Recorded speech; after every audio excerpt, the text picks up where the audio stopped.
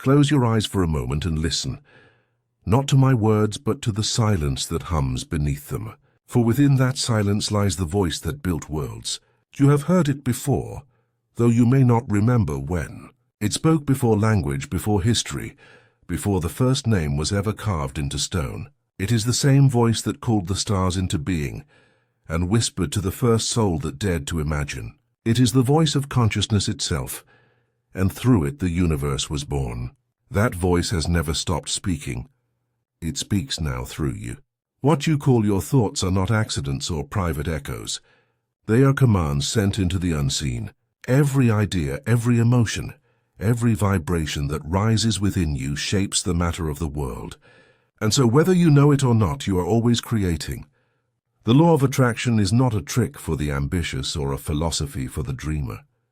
It is the oldest law in existence, the pulse that sustains every particle of creation. It is neither good nor evil, neither kind nor cruel. It simply obeys. Whatever you sustain in thought and feeling becomes the pattern from which your world is formed. The ancients knew this.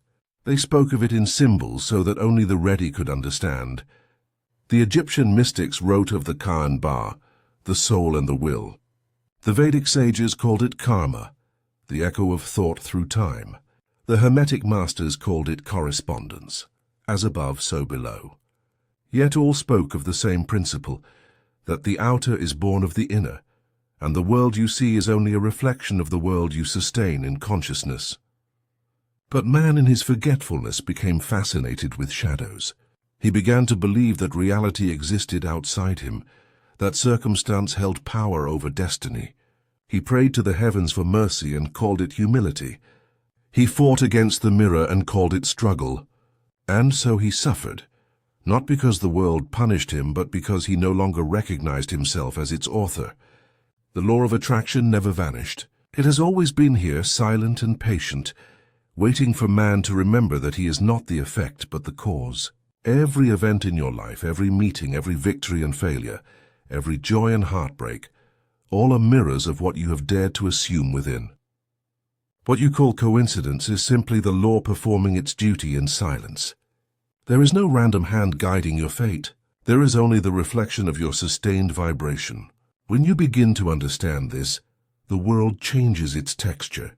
The same streets you have walked 1,000 times begin to feel alive as though listening to you. The same faces seem to rearrange themselves according to the mood you carry. The invisible begins to move in harmony with your inner rhythm. For the universe does not respond to words, it responds to vibration. You may recite prayers until your tongue grows weary, but if your heart trembles in fear, your words are wind. You may chant affirmations until dawn, but if your emotion remains one of lack, you are only multiplying absence. The law does not hear your lips. It hears your being. You attract not what you ask for, but what you are. And what you are is defined by the feeling you most often dwell in. To change your life, therefore, you must change your state. The world will not shift by argument or labor. It will bend when your inner vibration changes, for the outer world has no choice but to follow the pattern within. The wise do not chase conditions. They cultivate states. They know that when the state is assumed, the world must comply. For reality is nothing but the mirror of sustained consciousness. But to assume a new state requires courage, for it demands the death of the old self, the one who complained, who blamed, who waited for rescue. You cannot step into the throne of creation while still clinging to the rags of victimhood. You must strip yourself bare of excuses, of fears, of every belief that binds you to limitation. You must look into the mirror of consciousness and declare, I am the cause. This declaration is not arrogance. It is remembrance. For only when you claim authorship can you rewrite the script. To awaken to this truth is to end the game of chance. From that moment on, you can no longer plead ignorance, for the veil has been lifted. You will see that everything you call reality is a living echo of the assumptions you have sustained in silence. Every joy you have ever known was once a feeling dared in faith. Every sorrow you have endured was once a vibration allowed through neglect. The world does not punish, it reflects. To master the law of attraction is not to command others or to force events, it is to command the self. It is to guard the inner temple where thoughts are born and to keep it pure. For the mind, when undisciplined, is a storm that creates worlds of chaos. But when stilled and directed, it becomes the scepter of kings. The first act of mastery is observation. To observe the inner voice without reacting to it is to begin cleansing the mirror. You will discover that much of what you believe is not yours. It is inherited, borrowed from parents, teachers, society, and the sleeping masses who never questioned the source of their thoughts. When you cease to identify with these borrowed beliefs, you begin to hear the original voice, the one that spoke before the world named you. That voice says only, "I am." In that sacred phrase lies the entire secret of creation. I am is the seed of all manifestation. Whatever you attach to it takes form. Say I am weak, and the law shapes weakness. Say I am powerful, and the law gathers the universe to prove it so. The I am is the divine name, and every time you use it, you are shaping destiny. This is why the ancients warned to speak it with reverence. The ignorant use it carelessly, and wonder why their lives echo confusion. The awakened use it with precision, knowing that every declaration sends ripples into the field of creation. When you understand this, you no longer speak against yourself. You cease saying, "I can't" or "I don't have," for you know that the law takes such words as commands. Instead, you begin to speak from the end, from completion, from knowing. You begin to say, "I am fulfilled, and I am chosen, I am whole." These are not mere affirmations. They are decrees. The moment you feel their truth, reality begins to rearrange itself to match. This is the forgotten law that shapes worlds. It does not wait for the worthy. It serves the aware. It is indifferent to age, wealth, or belief. It obeys only vibration. When you understand this, fear dies, for you realize there are no forces against you, only reflections of you. There is no opposition in creation, only states of consciousness. Each state is a complete world, with its own events, people, and limits. When you change state, you change worlds. The poor man and the rich man do not live in the same reality.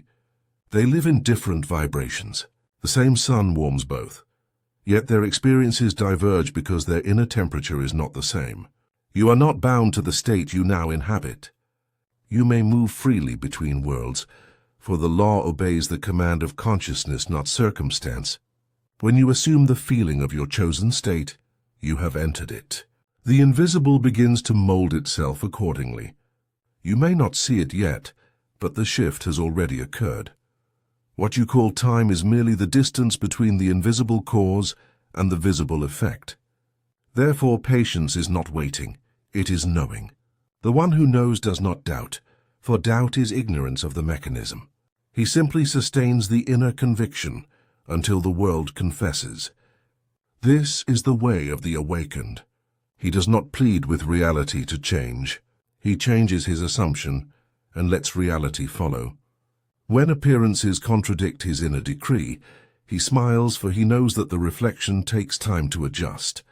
He does not uproot his seed with worry. He waters it with faith, and in due season the harvest comes. Thus the awakened lives in calm, not because he has no storms, but because he knows who commands the wind. You too are that commander. You always have been. You were never at the mercy of chance. Chance has always been at the mercy of your consciousness. Remember this, and reality itself will kneel before you.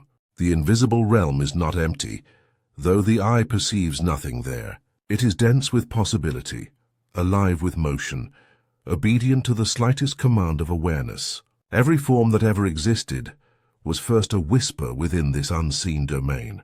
Before the mountain stood, it was an image in the unseen. Before a man built a home, he first built it within his imagination. Thought is the first substance. Matter is its shadow. The wise have always known this, and so they turn inward to shape the outer world. The fool looks outward and battles with effects, never realizing that the true architect works in silence. The law of attraction is this silent architecture. It does not listen to noise. It listens to conviction. When you think with certainty, you carve the blueprint. When you feel with faith, you give that blueprint breath. And when you persist without contradiction, the unseen gathers substance and steps into visibility. The process is constant, mercilessly precise. You are always building, always designing, whether by intention or by neglect. Each sustained thought is a stone, each emotion a beam. The structure rises whether you pay attention or not. When your mind dwells on fear, you construct fortresses of limitation. When you dwell on gratitude, you construct palaces of ease. The law has no preference. It only builds according to plan. If you would govern this process, you must become conscious of the draftsman within, the imagination that never rests. To create consciously is not to strain, but to select. It is to choose the image, to saturate it with feeling, and to hold it steady until it solidifies. There is no force here, no battle, no pleading with the cosmos.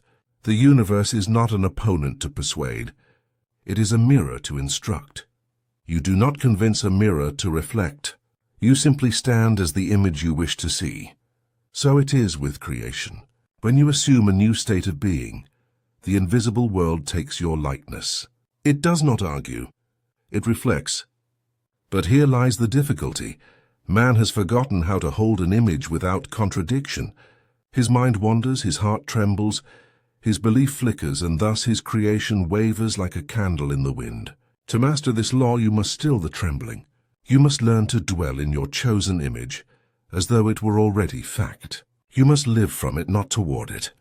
The common man prays for what he lacks. The awakened one thanks for what already is. Gratitude is the language of completion. It tells the unseen that the command has been received. It seals the work. When you give thanks before the evidence appears, you are declaring mastery over time. You are saying, the cause is complete. The effect will follow. The architect of the invisible does not seek permission from circumstance. He knows that circumstance is clay in his hands. He does not wait for signs. He gives them. He does not beg the future. He designs it. Every day, every hour, he guards the inner temple, allowing no image to remain that contradicts his desired design. For he knows that imagination, left unattended, breeds confusion. The world is crowded with men who build unconsciously, whose minds are construction sites of fear and doubt. They wake each morning to walls they do not remember raising, and they call it fate. But fate is nothing more than form solidified from forgotten thoughts. The invisible never sleeps. It answers every vibration. Therefore, discipline of thought is not austerity. It is sovereignty. The one who masters his inner dialogue becomes the master builder. He speaks within himself with the authority of one who knows the law bends to him. His words are measured not by their poetry, but by their faith. When he says, I am, he understands that creation begins in that instant. The law is impartial, but it is not lifeless. It responds with divine precision to every assumption. To assume is to command. The universe moves according to the state you inhabit. Each state is a world complete with its own sequence of events, its own companions, its own logic. Change state and the past rearranges itself to fit the new pattern. What you call memory adjusts to serve the identity you have claimed. This is why the ancients taught that reality is not fixed, but fluid. It is shaped moment by moment through the sustained act of consciousness. The invisible does not resist change. It awaits it. The moment you dare to feel differently, you set in motion forces beyond comprehension. The air thickens with obedience. People, places, and events begin to conspire silently to fulfill the new decree. Yet the process remains invisible to the eye, and this invisibility is what tests faith. The impatient one digs up the seed to check its progress, never realizing that he uproots the very life he seeks to grow. The wise plant once and trust the soil. He knows the law of life is faithful, that the unseen works perfectly in its own rhythm.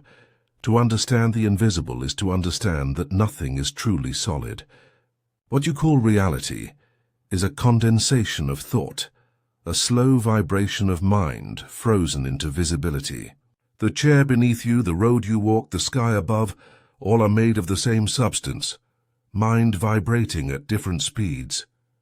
Therefore, to change reality, you do not attack the form. You alter the vibration. This is the secret behind miracles. They are not violations of law, but expressions of higher law. The awakened do not break rules. They understand deeper ones. When Jesus said, "As you believe, so shall it be done unto you," he was describing the mechanism of vibration. Belief is the mold. Life is the fluid that fills it. Faith is not an emotion, but a state of certainty.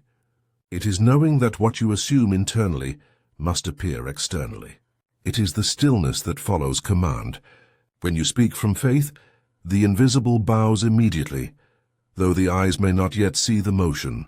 That is why patience is the mark of power. The impatient confess disbelief. The patient rest in authority. The architect does not measure by appearances. He measures by feeling. He knows the blueprint is complete when peace arises.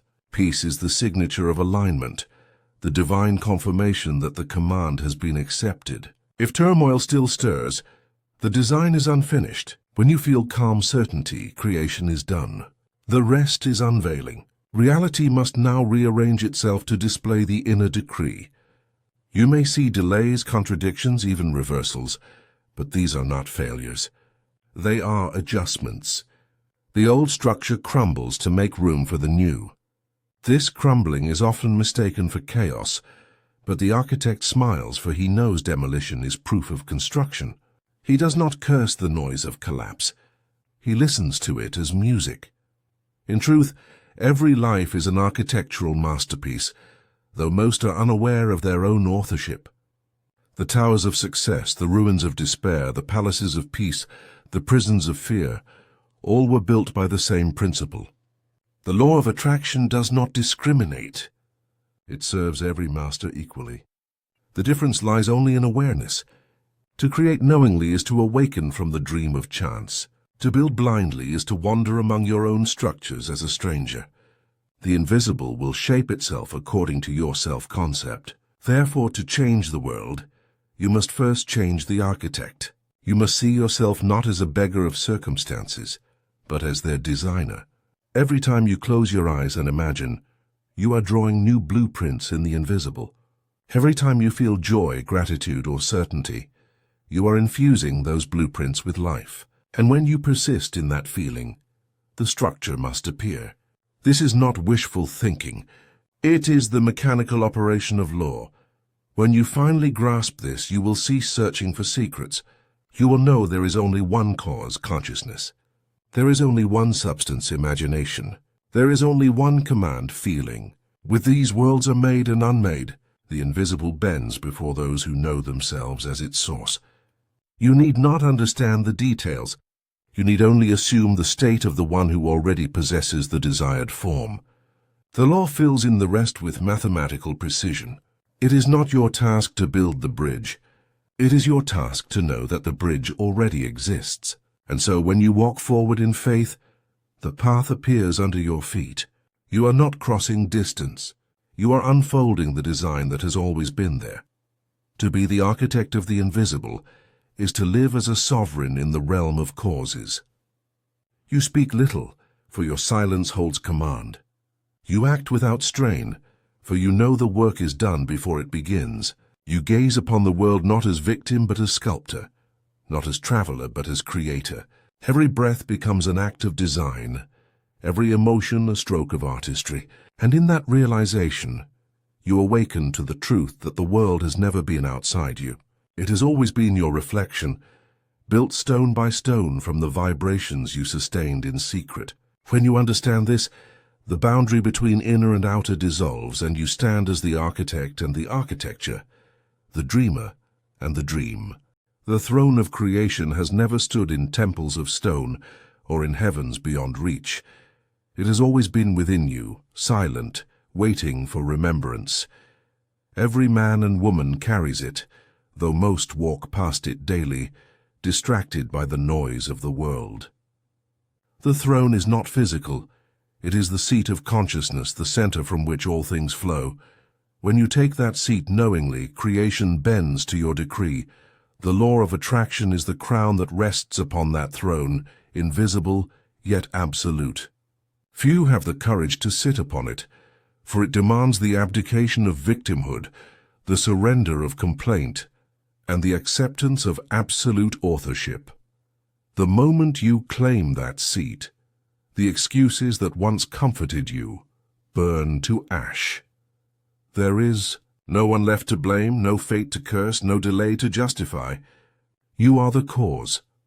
Everything that moves in your life, every friend, every foe, every opportunity, every disappointment, is a reflection of the vibration you sustain upon that throne. The world is not happening to you. It is happening through you. When you understand this, you rise above circumstance. You no longer beg the mirror to change. You change yourself, and the mirror obeys. To sit upon the throne within is to remember the sacred formula of creation. To think is to form. To feel is to summon. To know is to manifest. The common man prays for light in the darkness. The one seated upon the throne commands, "Let there be light," and it is so. He does not ask, for asking implies separation. He does not wait, for waiting confesses doubt. He simply assumes the state of completion and rests. This rest is not laziness, it is divine confidence. It is the stillness of the sculptor who knows his vision is already carved in the invisible. The law of attraction moves instantly when consciousness stands firm in its decision. There is no delay except that caused by disbelief. The universe does not test you, it mirrors you. Every appearance of resistance is merely the echo of your own hesitation. When you remove the hesitation, the echo fades. The invisible hastens to obey. This is why the ancient masters spoke so often of faith. Faith is not hoping for what might be. It is knowing what already is. It is the refusal to entertain the possibility of failure. It is the serene authority that says, "I am." Yet the throne cannot be shared with fear. Where fear reigns, creation fragments. Fear is the shadow of forgetfulness, the illusion that something outside can threaten the one within. But when you remember that the outer is born of the inner, fear loses its ground. You see that every challenge is a messenger carrying the image of an old belief, asking to be replaced. You do not fight the messenger. You send a new message. You speak within yourself calmly as one who knows the law listens. All is well. I am safe. I am complete.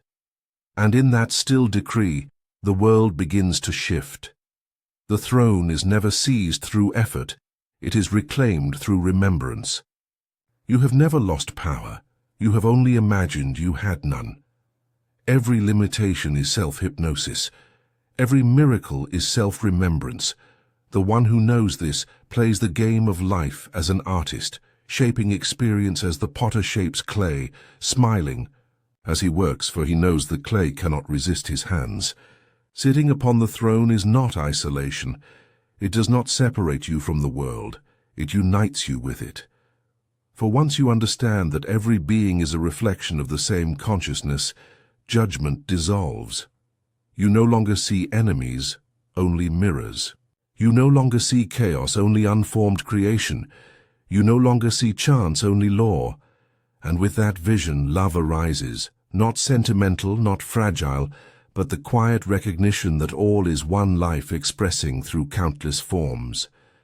Love is not merely an emotion, it is the recognition of unity. When you love, you harmonize with the law itself, for the law was born from love, the love of consciousness for its own reflection.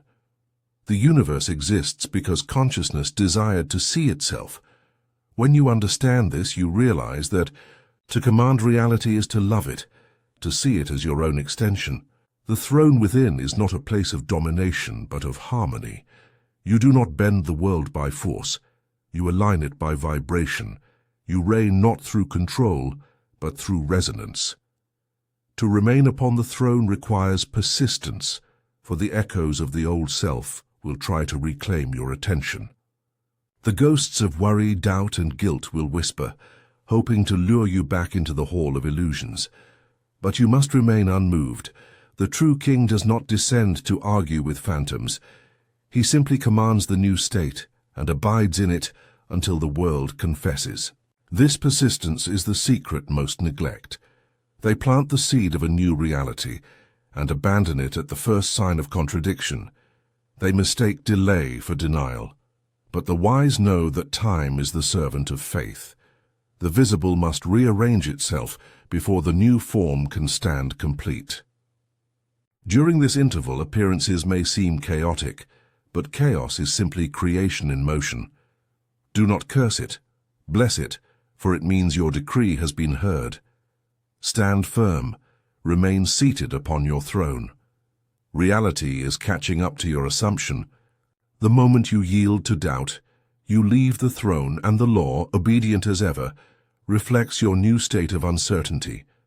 But if you remain steadfast, calm, and grateful, the invisible will hasten to manifest your will. There will come a day when you look upon your life and recognize the pattern of your own thoughts woven through every detail. You will see how even the detours served the design, how every delay was a preparation, how every loss concealed a greater gain. And in that recognition, humility will replace pride, for you will understand that creation is not a conquest, but a remembrance.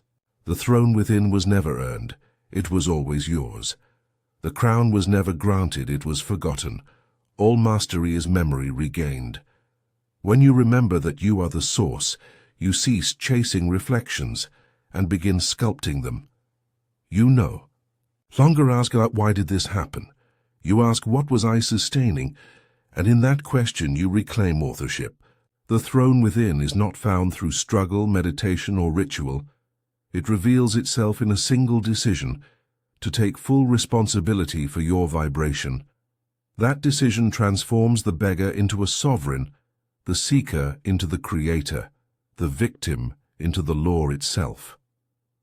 Now hear this final truth, and let it echo through every fiber of your being. The world is your mirror. It bends not to effort, but to identity. What you sustain within becomes flesh without. Every desire is a seed already granted, waiting only for you to assume its fulfillment.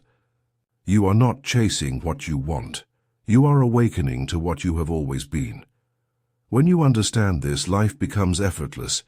You cease asking, cease doubting, cease waiting. You simply know. You walk through the world as one who remembers, and the universe, recognizing its master, bows in response. The storms calm, the paths clear, the impossible dissolves. Not because you forced them to, but because you finally sat upon the throne and declared with silent authority, I am. In that declaration, creation hears its origin and rushes to obey. For reality has never been separate from you. It has always been your servant, waiting for its king to awaken. And when the king remembers, the kingdom rejoices, for the law of attraction, ancient and eternal, kneels once more before the consciousness that commands it.